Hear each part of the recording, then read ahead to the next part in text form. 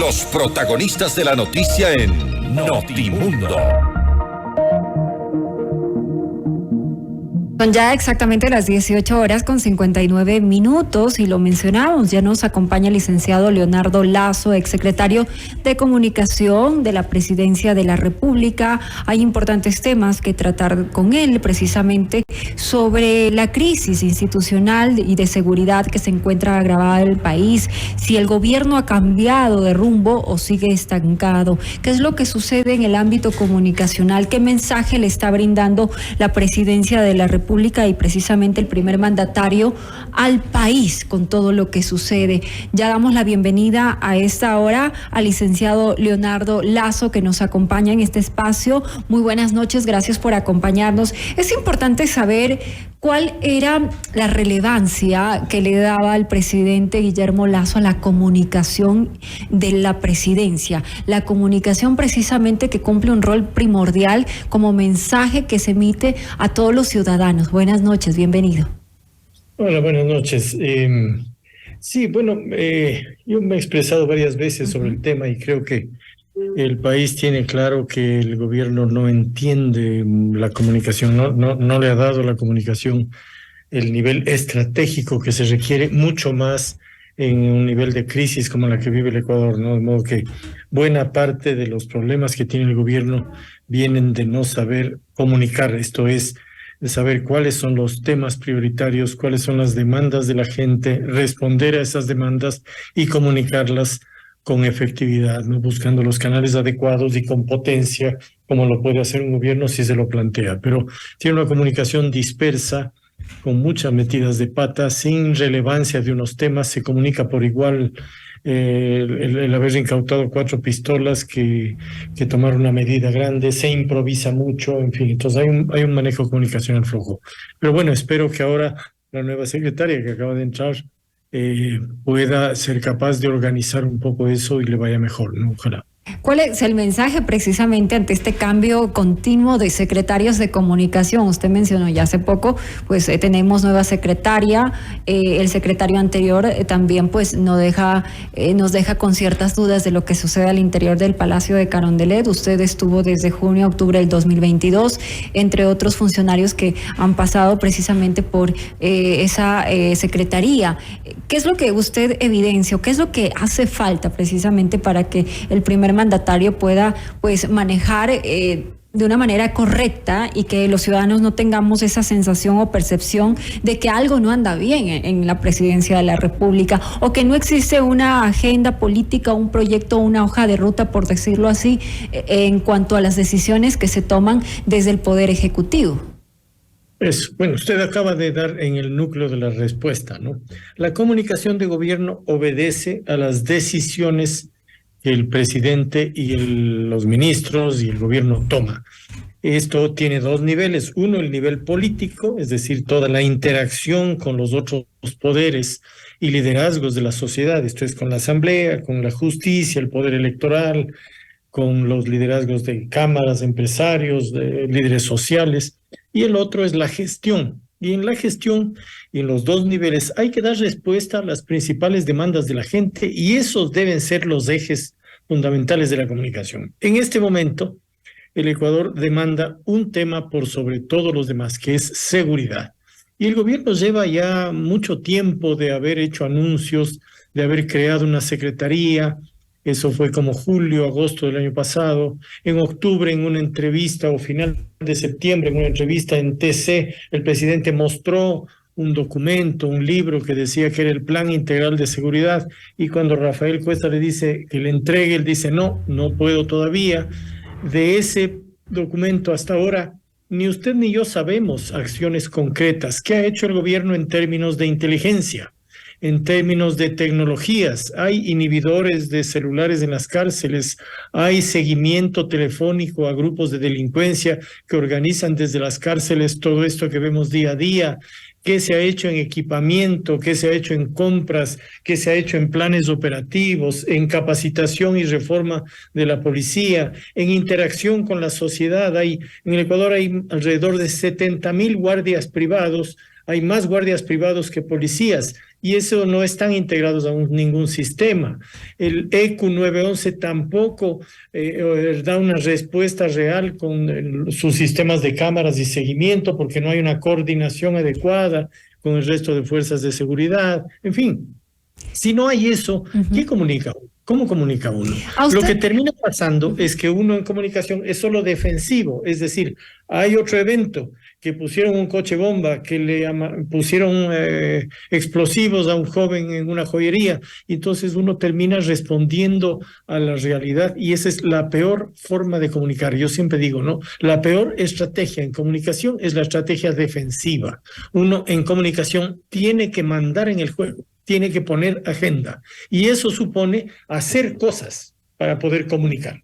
El presidente, mientras usted estuvo cercano a él en la Secretaría de Comunicación, comprendió la relevancia de la comunicación, porque usted hizo pública una carta en la que menciona a varios funcionarios. ¿Considera usted que la inexperiencia tal vez puede ser de aquellas personas que usted menciona en su carta, no le están dando la relevancia de lo que implica la comunicación, y la inexperiencia también de aquellos funcionarios en que en su momento pues también estaban y que se aceptó su renuncia, le pudieron haber pasado la factura para lo que hoy está viviendo comunicacionalmente el gobierno? Sí, bueno, en ese caso, cuando yo me referí en la carta, y eso me refería específicamente a la falta de experiencia de la gente muy cercana al presidente, que era la que toma las decisiones fundamentales.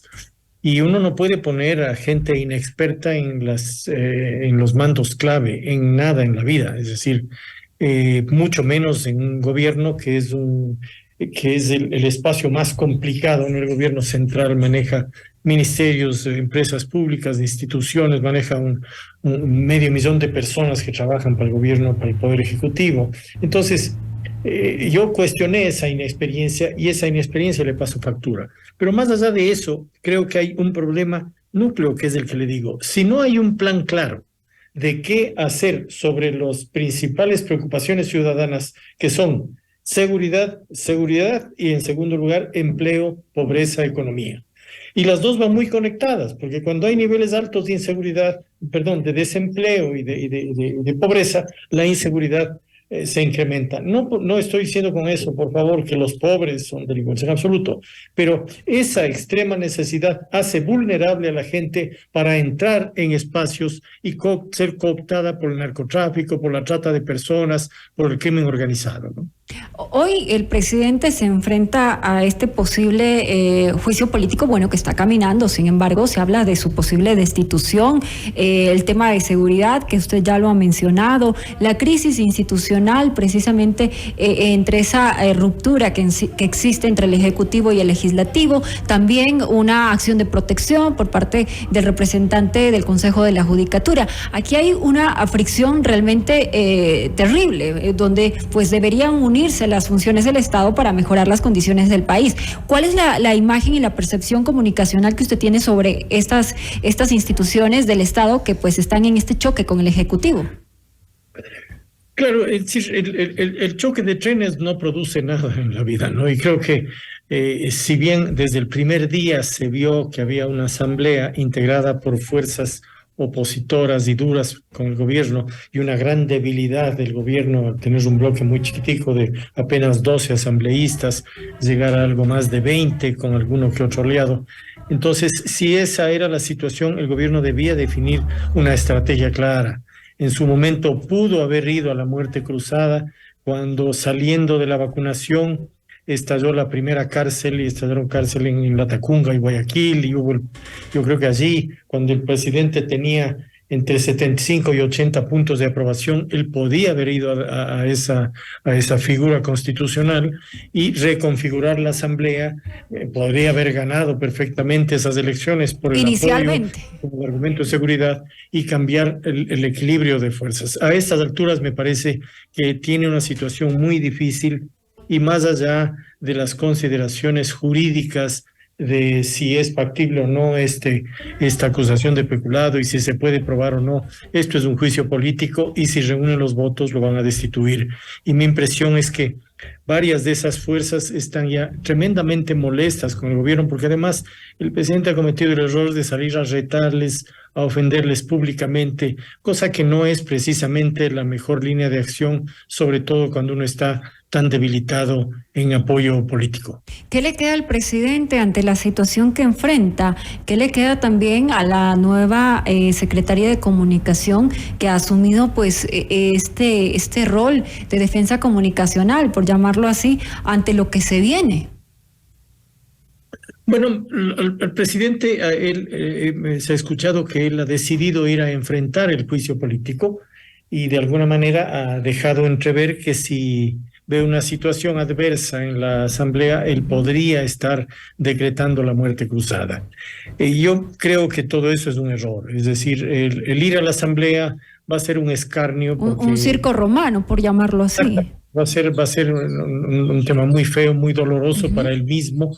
Y de otro lado, si él ya decreta la muerte cruzada en medio del juicio político, eso incluso puede ser cuestionado por la misma Corte Constitucional y además creo que levantaría la calle de una manera impresionante. Creo que él ahí agitaría para que todas las fuerzas se unan a destituirle, si no es por la Asamblea, desde la calle. Me parece que es jugar con fuego, me parece que haría muy mal.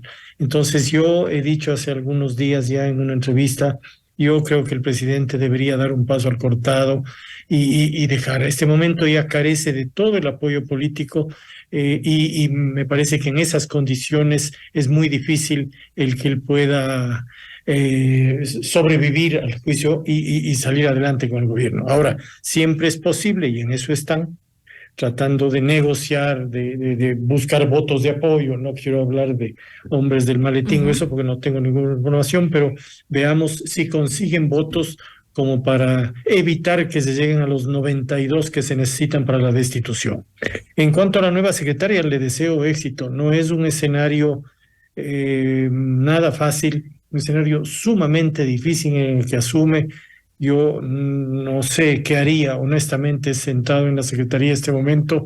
No quisiera estar ni estaría, porque es un momento muy difícil y no hay argumentos para defender, no hay elementos para defender, no hay algún espacio en donde uno pueda, desde aquí puedo construir y entonces la situación es supremamente difícil.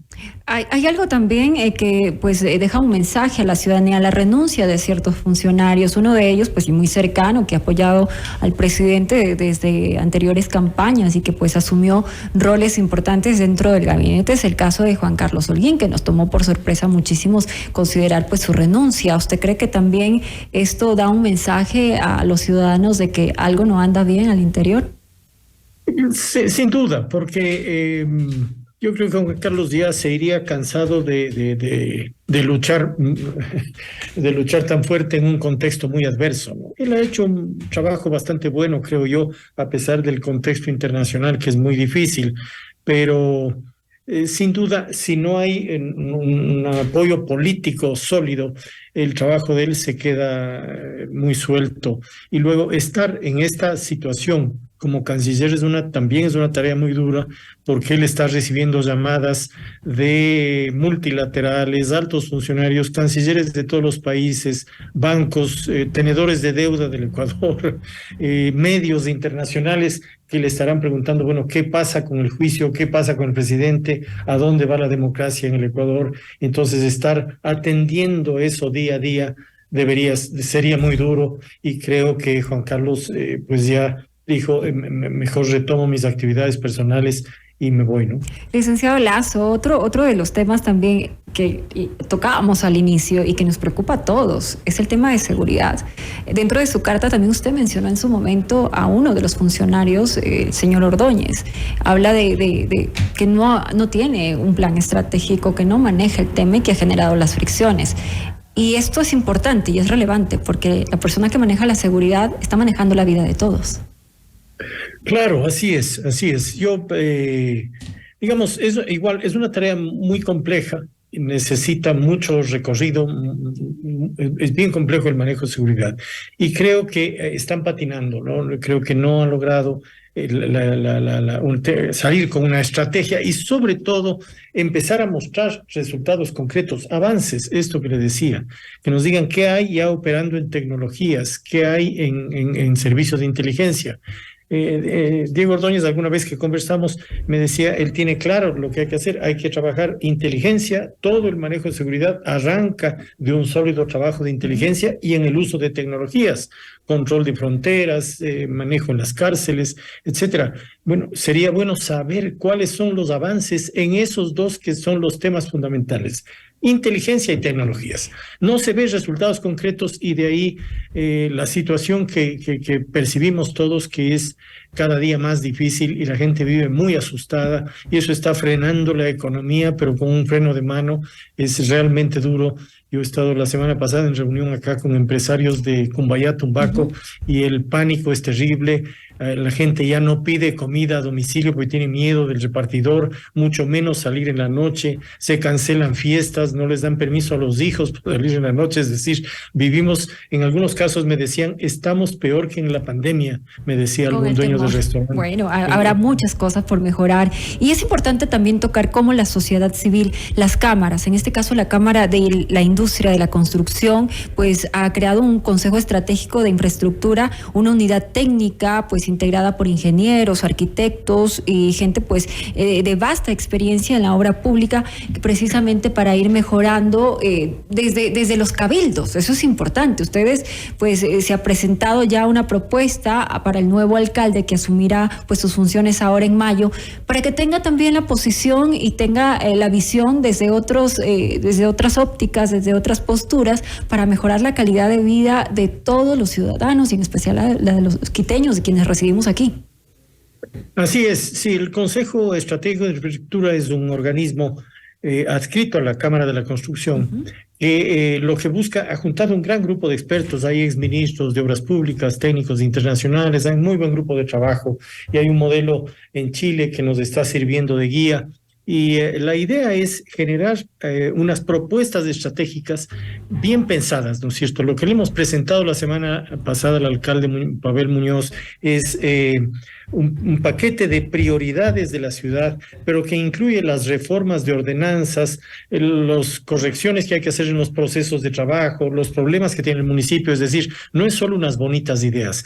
La intención con esto es que la ciudad y los gobiernos locales o nacional recuperen la capacidad de planificar y de mirar en el mediano y largo plazo y no solo se hagan las cosas con visión de corto plazo, con visión de ganar votos, con visión de hacer buenos negocios o de hacer clientelismo político, ¿no? La ciudad de Quito especialmente vive una crisis muy profunda. En la presentación que le hicimos le demostramos que Quito debe crecer del 25% del PIB nacional que es ahora al 35% hasta el año 2040. Si no lo hacemos, esta ciudad va a seguir deteriorándose y tendrá más pobreza, más delincuencia, más inseguridad, más problemas de desempleo, de modo que es una tarea que nos concierne a todos, ¿no? Así es, una interesante propuesta que es importante que los alcaldes de las diferentes ciudades del país lo consideren. El licenciado Lazo, muchísimas gracias, el tiempo se nos hizo tan corto por un tema tan interesante, pero bueno, esperamos que esa propuesta que ha llegado precisamente el alcalde electo Pavel Muñoz sea acogida por el beneficio de todos. Muchísimas gracias por habernos acompañado. A ustedes, gracias por el espacio. Buenas noches. Buenas noches.